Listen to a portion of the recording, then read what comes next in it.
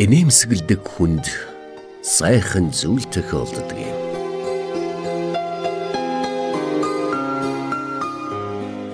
Хүмүүний хамгийн сайхан чимэг бол инээмсэглэл. Бусдад нэмэр тустай байж, нийгэм цаг үеийнхээ сайхан зүйлийг мэдэрч амьдрна гэдэг өөдрөг эерэг хүний хамгийн ихэр тэмүүлж байдаг зүйл юм.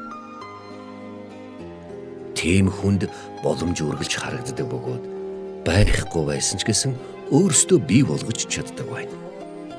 Тиймээс хорвоо ертөнцийн гэрэлтэй бүхнийг төрүүлж хар. Түүнийг бий болгохын төлөө зорж амьдр. Харсан хүнд бурхан хүртэл холоо харагддаг гэдэг шиг.